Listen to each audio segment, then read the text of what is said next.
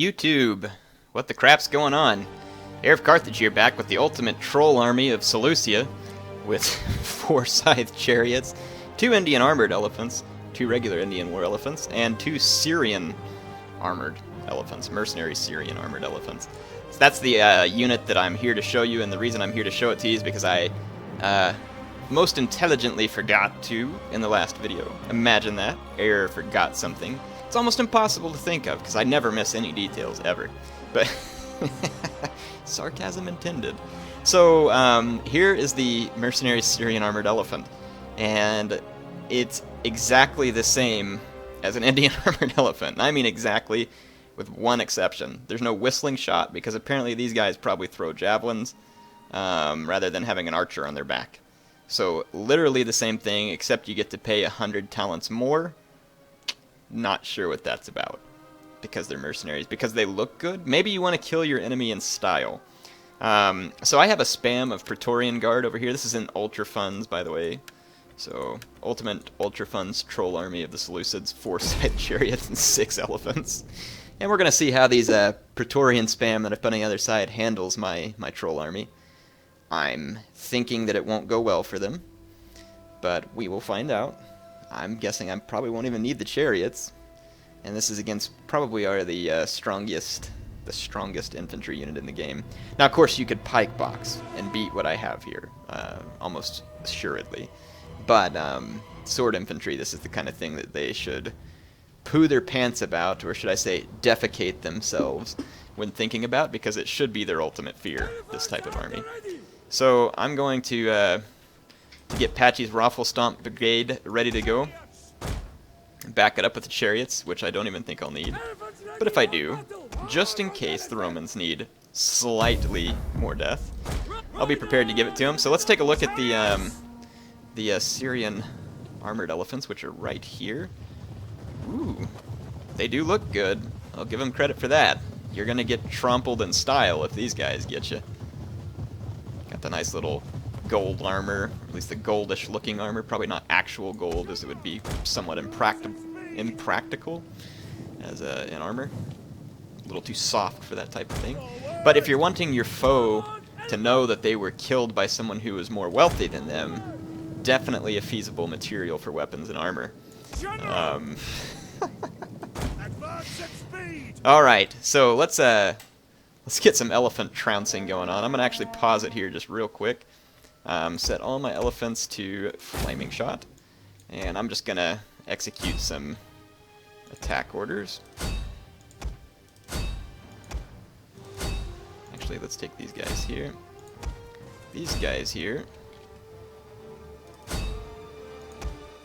And I'm just doing this so we get a nice, beautiful attack and I don't miss micro something. And I will use the trample ability on all of them, of course. Just swing my chariots out. Okay, excuse me, swallowed something wrong. I'll live, folks. Alright, let's watch a good Praetorian trouncing. Ooh, I guess I can't go to this view yet because I need to hit the trample button. Or stampede, I should say. Oh, and these guys are about to get stampeded. So here comes the trampling, and a massive trampling it will be. I'm thinking that this alone will be enough to take out the Praetorian Guard. But like I said, I've got my chariots on standby mop-up if needed. So if you think Praetorian Guard is going to save you from the likes of this death, think again. And yes, there is no cap. I could bring this in an Ultra Funds match. 6 elephants from one faction, which is odd. I mean, I understand why the Seleucids get the mercenary elephants, but why they really needed another elephant unit I don't get, because they certainly didn't. They already had fantastic elephants. And look at that, literally did not lose a man. So if you can think of any other army that can defeat a spam of Praetorians without losing a single man, I challenge you to that. Put it in the comments if you think you know. Wow, 999 to 0. We wanted to leave off that number 1,000 just for the sake of balance. Okay, yeah, I'm sitting here joking around because this is the ultimate troll army. Granted, most of the time, when you're playing it, you can't ever get on ultra funds. I have it set to ultra funds. It's usually just on large funds when you're in a quick battle. So this is not something that you're likely to see online.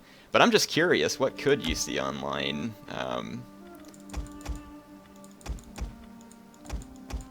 Wow, you really could get a bunch of this. That's a pretty trolly army right there.